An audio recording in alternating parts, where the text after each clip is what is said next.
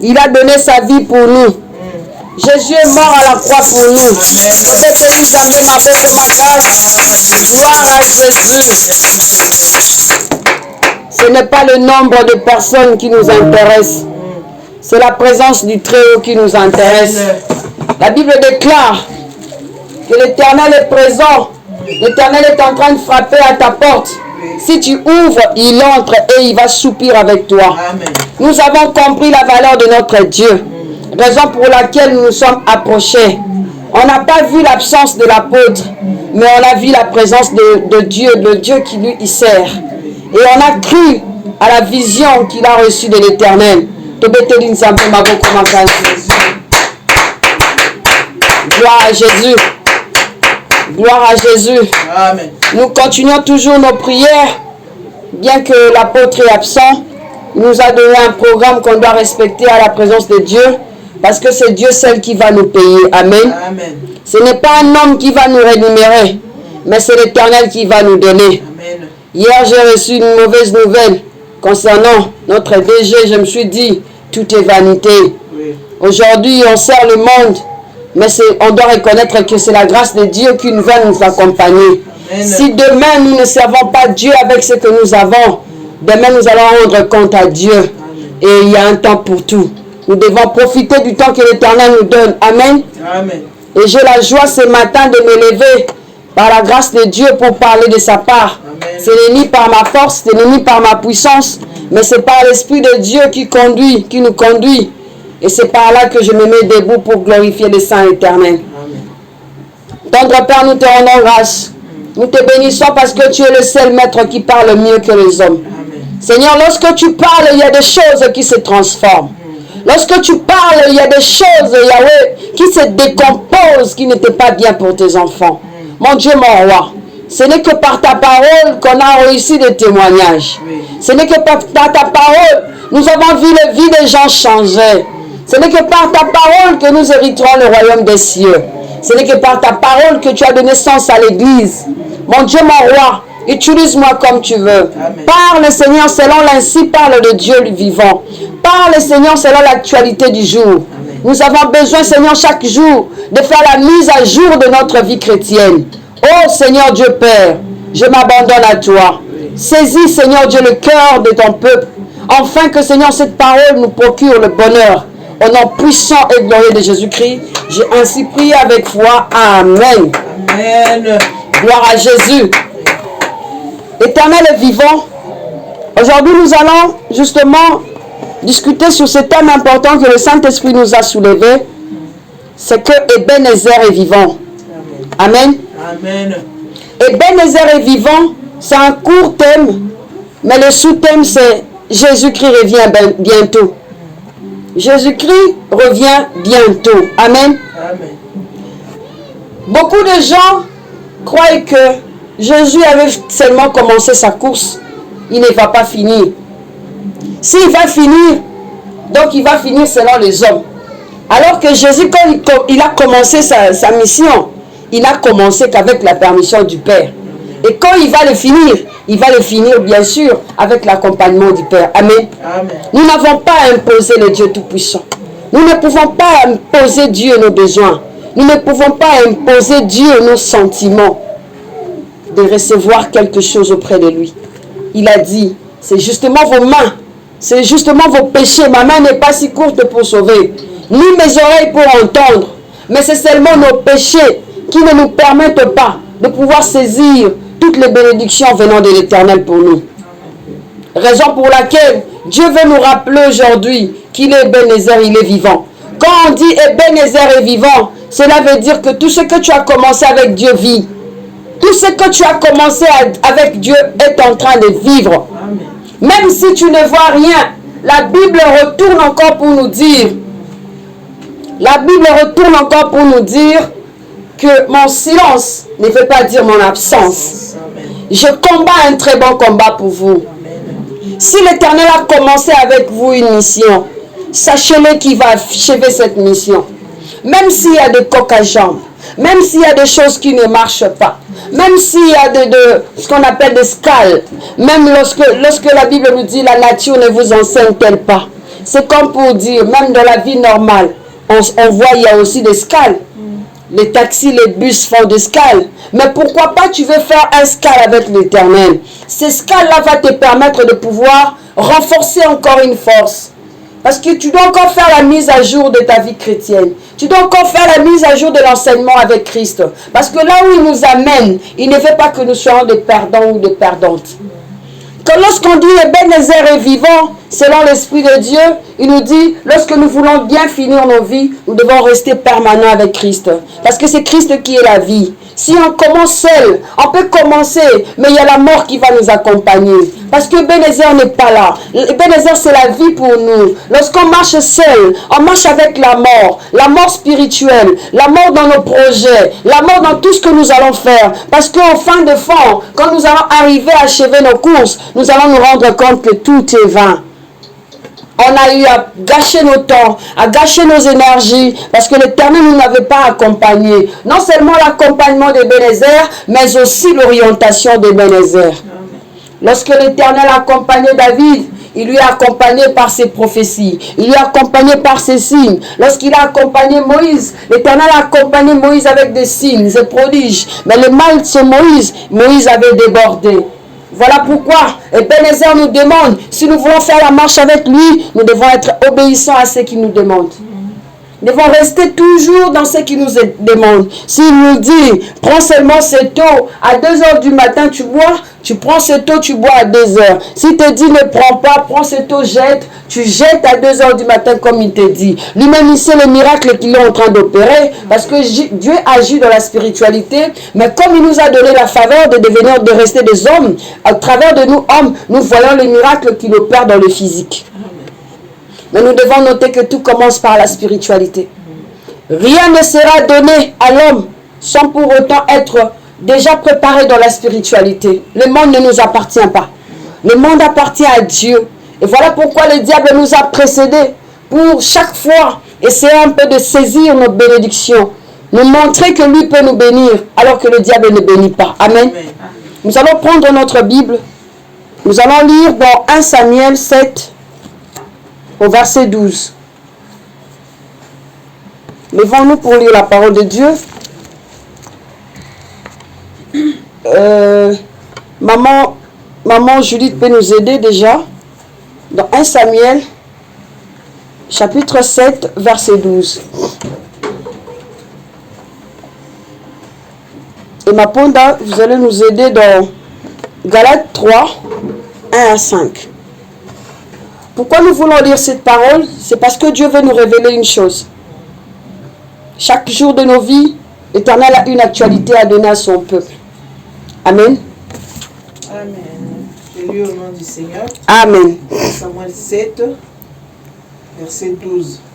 Samuel prit une pierre qu'il plaça entre Mishpa et Tchem, et il appela du nom d'Ebenezer, en disant, jusqu'ici, l'Éternel nous a secourus.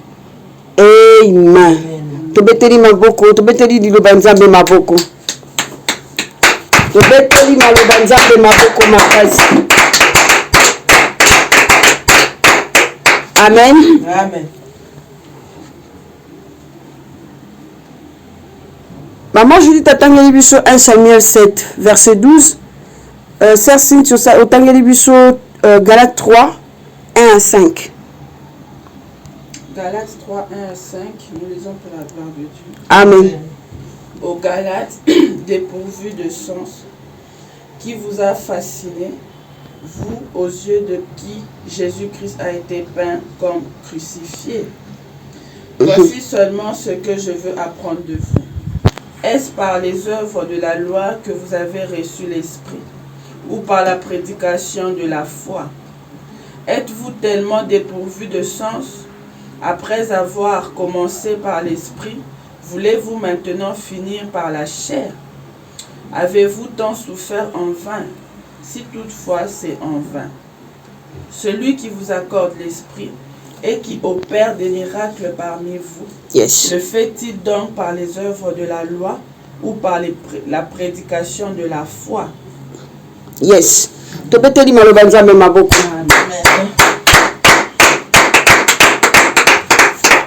Ebenezer est vivant. Jésus-Christ revient bientôt. Nous allons commencer d'abord par Galates 3, 1 à 5, comme notre sœur venait de lire. Jésus, le Seigneur est là pour nous. Jésus a été crucifié pour nous. Le travail que l'Éternel a fait à la croix, c'est un travail avec impact. Ce que l'Éternel a fait à la croix reste à nos jours, jusqu'à nos jours, impacte la vie même des enfants, de nos enfants, les générations, de toutes les générations. Mais le travail que nous parents, nous faisons pour nos enfants, par moments, ça s'éteint dans nos vies. C'est comme pour dire, lorsque Jésus vit en toi, toutes les choses sont meilleures. Amen. Même lorsque vous ne voyez rien, sachez que l'Éternel, comme il marche avec vous, il ne va pas vous décevoir. Amen. Jésus ne déçoit personne. À nos 15 jours, on a vu l'Éternel rester avec une dette d'un homme. Lui-même, il a créé nous hommes. Pourquoi il doit encore avoir nos dettes? D'ailleurs, il nous dit que nous allons prêter et nous n'allons pas emprunter. C'est nous qui allons emprunter et prêter les gens. C'est nous qui donnerons les dettes aux gens. Pourquoi il dit ça? Parce que nous avons l'abondance de la grâce de Dieu. Amen. Le problème, c'est que nous devons nous connecter à la présence du Très-Haut. Nous devons nous connecter à la présence du Père. Nous devons quitter le parvis. Nous devons, aller au lieu très saint. Quitter le parvis, quitter les lieux saints, aller au lieu très saint. Pourquoi quitter le parvis, quitter les lieux saints, aller au lieu très saint? C'est parce que c'est là que tu pourras connaître ta mission sur la terre. C'est de là que tu pourras connaître qui tu es sur cette terre. Quand Dieu envoie un enfant sur la terre, il envoie chacune avec sa mission. Voilà pourquoi il est important de rester ensemble. Il est important d'être unis. Pourquoi l'unité? Parce que dans l'unité, chacune de nous a sa grâce. Chacune de nous a ses talents. Chacune de nous a quelque chose à donner. Non seulement pour la nation, mais aussi pour l'Église. Si on est en train de prêcher, c'est parce qu'il y a des gens qui sont assis pour écouter la parole de Dieu. S'il y a des modérateurs, parce qu'il y a des gens qui ont des sujets à prier. S'il y a des gens qui chantent, c'est parce qu'il y a des gens qui doivent adorer. Voilà pourquoi on doit être unis. On ne doit pas se dissocier. On ne doit pas se haïr. Parce que quand on haït, on tue l'église de Dieu. Et Ebenezer est vivant, non seulement dans ta course personnelle, même dans la course de l'église. Même dans la course de ta famille. Même dans la course de ton foyer, de ton travail. Tu dois avoir une histoire pour ton travail. Tu dois avoir une histoire pour ta vie. Tu dois avoir une histoire pour ton foyer. Une histoire pour ton pays. Une histoire pour ton église. Qu'est-ce que tu diras aux autres quand tu grandiras? Voilà pourquoi Ebenezer est important dans nos vies. Ebenezer est important dans nos vies parce qu'il ne marche pas seulement avec nous, mais il nous donne la vie. Parce qu'il a dit dans la parole, qu'il est le chemin, la vie et la vérité. Amen. On doit chercher le chemin c'est Christ. On doit chercher la vie c'est en lui. Et on doit chercher la vérité c'est encore lui. Amen. Lorsqu'on marche dans la vérité, lorsqu'on marche dans le principe, on sait vivre longtemps. Parce que tu diminues le problème. Lorsque tu diminues les problèmes dans ta vie, le Saint-Esprit prend la place dans ton cœur. Tu dois abandonner ton cœur à Dieu. Ton cœur ne t'appartient pas. Dieu ne s'assit pas dans les églises. Les églises sont construites par l'intelligence que Dieu a léguée à l'homme. Mais Dieu a un siège. Son siège, c'est son cœur, c'est ton cœur. Amen. Alors chaque jour dans ta vie, nous devons avoir l'habitude de pouvoir nettoyer nos cœurs. Enlever ce qui est mal en nous. Éviter d'avoir des surcharges en nous. Quand on invite des surcharges dans nos cœurs, on laisse la place à Dieu et l'Éternel agit. Amen. Ce n'est pas seulement qu'il faut aller chez les prophètes pour connaître la pensée de Dieu sur ta vie, mais c'est au travers le songe, au travers l'état de ton cœur. L'Éternel aura l'habitude de pouvoir parler avec toi pour te dire, ne va pas ici, va là-bas. Je t'attends pas ici, je t'attends là-bas. Fais ceci, ne fais pas ça. Achève cette course, n'achève pas ça. Beaucoup de gens ne comprennent pas la puissance de la parole de Dieu. Beaucoup de gens utilisent les lois comme la Bible le déclare ici dans Galates 3.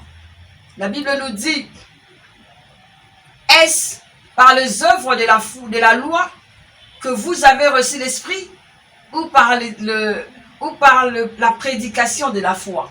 Posez-vous la question. C'est par les œuvres de la loi que vous réussirez? C'est par l'œuvre de la loi que vous avez reçu l'Esprit Saint? Non, c'est faux. Ce n'est pas par l'œuvre de la loi que nous avons reçu l'Esprit qui crie à bas Père.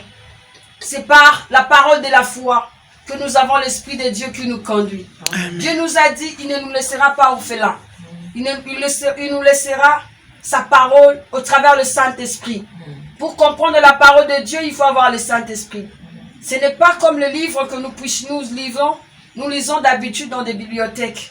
Ce n'est pas comme des livres que nous lisons sur Internet. Ça, c'est une parole inspirée. Nous avons besoin de la puissance de l'Esprit Saint pour comprendre ce que l'Esprit de Dieu veut nous dire. Ce n'est pas l'œuvre de la loi. Parce que l'œuvre de la loi n'est pas faite pour les enfants de Dieu. L'œuvre de la loi est faite pour ceux-là qui ne croient pas à Dieu. Ils sont liés à la loi du monde. Ils sont liés à la loi du diable. Mais nous ne sommes pas liés à la loi du diable. Parce que la Bible telle déclare que nous ne sommes pas condamnés. Nous avons été libérés au travers le travail que Dieu a accompli à la croix. Amen. Jésus a accompli un travail merveilleux. Quand tu te sens culpabilisé, quand tu te sens dans la convoitise, tu sens la vie du péché, l'envie du péché, retourne à Dieu. Vois seulement l'œuvre de la croix. Comment il a fait couler son sang cher, son sang immolé, son sang de la rédemption, son sang qui sauve les générations. Dis-toi que tu as la chance de pouvoir abandonner ce chemin et suivre le chemin de Dieu et voir les miracles. Amen. Ce qui se passe dans notre pays actuellement, nous devons connaître que Jésus revient bientôt. Amen. Ce sont des signes des temps. Mais ce qui est important, c'est que chaque jour de ta vie, tu dois soigner ton cœur. Parce qu'il y a de bon nombre de personnes autour de toi qui ont besoin aussi de connaître Dieu au travers de toi. Non pas seulement par la parole, mais aussi par le comportement, mais aussi par le geste, mais aussi par la manière dont tu leur parles de ces moments-ci. Parce que Dieu utilise chacune à sa manière. Dieu est partout. Il est omniscient, omnipotent, omniprésent. Nous avons le devoir, nous qui avions la grâce de s'asseoir et écouter la parole de Dieu, chaque jour perfectionner notre foi. Amen. Perfectionner notre foi au travers de la parole de Dieu, au travers les œuvres de la foi. Nous devons perfectionner notre foi. Pour bien marcher avec Ebenezer, nous devons vivre avec des principes très importants. Je continue ce que l'Esprit est en train de dire. Merci tendre Père. La parole de la foi, c'est quoi? La parole de la foi, c'est ce que Dieu nous a laissé depuis le commencement. Genèse 1:1. Au commencement était la parole était Dieu, la parole était avec Dieu. La parole, c'est lui-même. La parole, ce n'est pas l'adjoint de Dieu. La parole, c'est Dieu lui-même. Il est assis dans sa parole. Pour conduire le monde, il ne faut rien que la parole de Dieu.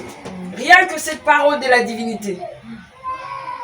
C'est ce qui, le code de la route de chacune de nous, de nos familles, de nos foyers, de nos travails, d'un projet qu'on veut commencer. C'est avec cette parole qu'on va réussir, notre chemin. Amen. Et cette parole nous donnera l'Esprit de Dieu. L'Esprit de Dieu t'aidera à comprendre, je peux associer qui sur mon chemin, qui je ne peux pas associer sur mon chemin. Si du moins tu as eu, je ne sais pas moi, Dieu peut aussi permettre à une personne qui n'est pas sur ton chemin, entrer sur ton chemin, justement pour t'apprendre quelque chose, c'est pas mauvais. Mais avec l'Esprit Saint, cette personne-là ne va pas traîner. Tu comprendras que non, je ne peux pas travailler avec lui. Parce que l'Esprit de Dieu me dit qu'il n'était pas sur mon chemin depuis la destinée. Beaucoup de gens échouent parce qu'on laisse Dieu derrière nous. On a besoin de Dieu que quand on est pauvre, dit-on comme ça. Pauvreté, c'est parce que je n'ai rien. Je commence quelque chose avec un rien, je dis je suis pauvre. Mais ce n'est pas une pauvreté, c'est que tu n'avais pas un fond, tu n'avais pas un début. On aime Dieu quand on est dans la petitesse. Quand on essaye de grandir un tout petit peu, on laisse Dieu derrière. On croit que l'argent nous protège. L'argent ne nous protégera jamais. Le bien matériel non plus. Même nos enfants, la qualité de l'éducation non plus. La qualité de la maison, je m'en fous de ça. Ce n'est pas intéressant. Parce que Dieu peut récupérer ton souffle aujourd'hui, tu laisses la maison pour les autres. C'est le travail que lui aussi il a fait. Il a été crucifié pour nous, pour que nous aujourd'hui nous puissions chanter victoire à cause de son sang. Mais heureusement pour lui, il n'est pas mort. Il est encore revenu à la vie pour nous aider. Amen. Voilà un peu l'intérêt qu'on a de l'Éternel Dieu des armées. Et il est assis auprès du Père pour intercéder pour nous. Nous devons réveiller chaque jour la mémoire de Dieu, au travers nos bienfaits, au travers la manière dont nous traitons nos sœurs et frères autour de nous, la manière dont nous aidons les autres à comprendre la vie du Christ. On ne peut pas critiquer les personnes qui ne connaissent pas Dieu. Nous qui connaissons Dieu, nous avons le devoir de le fortifier. À chaque fois que nous le voyons, dans la vie de la débauche, dans la vie de l'impudicité, dans la tricherie, dans le vol, dans le viol, nous devons leur rappeler que nous aussi nous étions comme eux. Dieu nous a repêchés tous dans la poubelle. Amen. Amen. C'est juste au travers de cette parole de Dieu. Ebenezer est vivant. Amen. Vous voulez commencer et finir avec Jésus? Amen. Suivez ses principes. Sortez de l'œuvre de la loi qui n'a pas l'Esprit de Dieu. Entrez dans la parole de la foi qui a l'Esprit de Dieu. Amen. Au travers de la parole de la foi, Dieu peut réparer un chemin qui était vraiment mal commencé sans lui. Il peut vous aider aussi à recommencer avec lui. Il ne commence pas seulement. Tu peux avoir commencé un truc sans lui. Mais quand tu l'associes, parce qu'il a dit dans Matthieu 7,7, frappez, j'ouvrirai. Cherchez, je vous donnerai. Tout ce qu'il a dit dans le 3 temps. Frappez, toquez. Et puis la suite. Tous ces 3 temps est disponible. Il a dit, je frappe devant vos portes. Si tu ouvres, je soupire avec toi. Oui. Le problème, c'est l'état de nos cœurs. Nous regardons plus les choses de ce monde. Mais nous oublions que les choses de ce monde appartiennent à notre Dieu. S'il veut, il va te les donner. C'est Dieu qui nous crée des relations. Souviens-toi quand vous avez commencé la vie dans la petitesse, j'allais dire, quand vous avez commencé l'école, vous n'avez aucun ami aux côtés de vous. Mais au travers de l'école, vous avez eu à tisser des relations avec des amis. Quand vous étiez à l'université, par exemple, vous n'avez aucun ami, aucun collaborateur. Mais aujourd'hui, vous avez des numéros de collaborateurs. Sur le chemin, vous avez rencontré des amis, vous avez créé des relations. Mais c'est Dieu qui l'occasionne. Mais il y a de ces relations qui se sont entre-déchirées. Mais c'est Dieu aussi qui l'a occasionné. D'autres relations, c'est nous-mêmes qui l'avons tuées. Par notre manque de discrétion, manque de savoir-vivre. Nous devons être humbles. Amen. Amen. Restons humbles dans la vie, car Ebenezer, quand il marche avec nous, il n'aime pas les orgueilleux. Les orgueilleux reçoivent la chute parce que l'Éternel leur montre que c'est lui qui est le vrai orgueilleux. Amen. Amen. La parole de Dieu, elle est puissante. Et lorsque Dieu marche avec nous, comme Ebenezer, il marche avec nous, il est vivant, il veut encore nous rappeler que Jésus revient bientôt. Jésus revient bientôt. En fait, c'est comme notre sac à dos, sac à main. C'est comme notre téléphone. On doit savoir que chaque jour, on doit sortir, on s'habille et on a notre téléphone en main. Parce qu'on doit être en communication avec les pères. Jérémie 33,3. Bon, dans ce Jérémie 33,3, il nous rappelle chaque jour qu'il revient bientôt. Donc chaque jour de nos vies, nous devons nous préparer. Préparer les cœurs, préparer les enfants, préparer la famille, préparer l'entourage, en leur parlant de Jésus. Parce que au moment où la mort peut t'attraper, tu as déjà conçu quelque chose avec Dieu. Mais n'oublie pas que Dieu réalise ses projets. Dieu réalise ses projets. Il ne laisse inachevé aucun chemin qu'il a commencé est inachevé. Le problème, c'est l'homme. Quand Dieu ne continue pas ou alors n'achève pas un truc, c'est peut-être l'homme qui n'avait pas écouté l'Éternel, qui n'avait pas la parole de la foi en lui. Il a mis les œuvres de la loi sur son chemin. Amen. Amen. Lorsqu'on rentre dans 1 Samuel 7, verset 12, ici la Bible nous déclare, comme maman Judith venait de nous lire, Samuel prit une pierre qu'il plaça entre Mispa et Chêne, et il appela le nom d'Ebenezer en disant, jusqu'ici l'Éternel nous a secourus. Amen. Amen. Et cette pierre que Samuel avait touchée représente la force de Dieu dans ses projets. La pierre, c'est lui-même Jésus-Christ. Alléluia. Amen. La pierre représente lui seul Jésus-Christ. La pierre angulaire. Il doit être le soubassement de nos projets. Lorsqu'on fait un projet, on met ça, par exemple, ça c'est le support, c'est la pierre de Dieu, et vos projets sont là. Nos projets sont là. Il est au-dessus. C'est comme lorsqu'on veut protéger ses projets, le sang de Jésus, l'œuvre de la croix est là, toi tu mets tes projets là, soit tu mets ton sacrifice au-dessus. Parce que le sacrifice que nous donnons n'est pas plus précieux que le sacrifice de Jésus. Amen. On met ça surtout au-dessus, là. Et nous devons avoir cette pierre dans nos vies. Il n'y a pas de département à choisir. Dans tout le département de nos vies, nous devons mettre cette pierre angulaire, comme l'a fait Samuel. Et Samuel a confessé dans sa bouche que jusqu'ici l'Éternel ne l'avait pas abandonné. Avais-tu l'habitude, chaque jour, ou même si les choses ne marchent pas, vous dites jusqu'ici l'Éternel ne vous a pas abandonné? Vous le dites simplement lorsque Dieu fait quelque chose dans vos vies, ou nous le disons simplement lorsqu'on voit les miracles se procurer dans nos vies. Restons reconnaissants envers ce Dieu. Amen. Il dit, dans chaque circonstance, je reste Dieu. Même quand les choses ne marchent pas, dis, jusqu'ici, je sais que tu ne m'as pas abandonné. Parce que la course, elle est longue. C'est comme un train en marche. C'est comme un avion qui vole. C'est comme une voiture qui marche. C'est comme une affaire qui veut se construire. C'est comme ça notre marche avec l'Éternel. Mais n'oubliez pas, Jésus-Christ revient bientôt. Amen. Préparons nos cœurs. Préparons notre histoire avec l'Éternel. Car au trône, il y a les livres de vie et les livres de souvenirs. Les livres de vie, c'est important aussi parce qu'il t'a donné la vie, il t'a donné le souffle pour que tu puisses aussi parler de lui aux autres.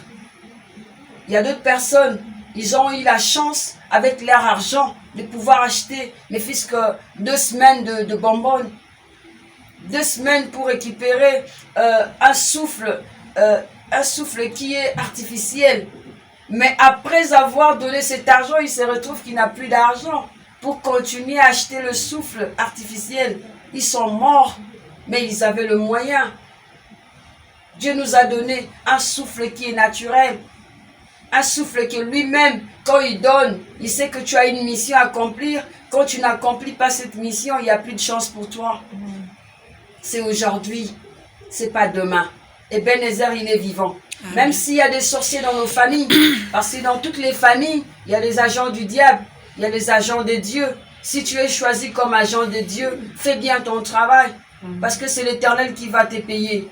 Quand on te demande de parler du Seigneur, parle du Seigneur avec fierté, avec audace, avec amour, parce qu'il y a des PDG qui sont dans les morgues, il y a des personnes élevées en dignité, il y a des milliardaires aujourd'hui qui sont dans des morgues. Ils ont laissé des maisons qui est vraiment habillées en or, mais ils n'ont plus la chance de vivre avec. Ils sont retournés. Non seulement retournés, ce n'est pas un repos pour eux. Ils doivent passer au jugement. Qu'est-ce qu'ils diront à l'Éternel? Ils ont fait quoi avec leur argent, avec leur temps, avec leur intelligence? C'était pour marginaliser les autres. Dieu nous posera la question demain. Lorsqu'on nous dit de parler de Jésus, ne voyons pas le nombre de personnes. Voyez lui-même l'Éternel qui t'envoie. Parce qu'il sait que lorsque tu fais ça bien, avec amour, même si tu as 2-3 personnes devant toi, tu fais ça avec amour, avec... Tu dis que c'est un travail que j'aime, c'est comme un poisson dans l'eau. Quand on dit qu'on fait bien notre travail professionnel, on a souvent l'habitude de dire, ce travail, je le fais comme un poisson dans l'eau. Est-ce que quand tu fais le travail de l'Éternel, tu as toujours l'habitude de dire que tu le fais comme un poisson dans l'eau? Si tu le dis, c'est Dieu vous bénisse. Si vous n'avez pas l'habitude de le dire, nous devons avoir cette habitude parce que ça fait plaisir à l'Éternel. Tout ce qu'on fait pour Dieu, c'est un investissement. C'est comme une affaire qu'on est en train de faire avec Dieu. Parce que les bénéfices, c'est toi, c'est la génération future. Une fois, j'ai posé la question à une dame aussi, qui par la grâce de Dieu, on est en train de suivre sa vie spirituelle de près.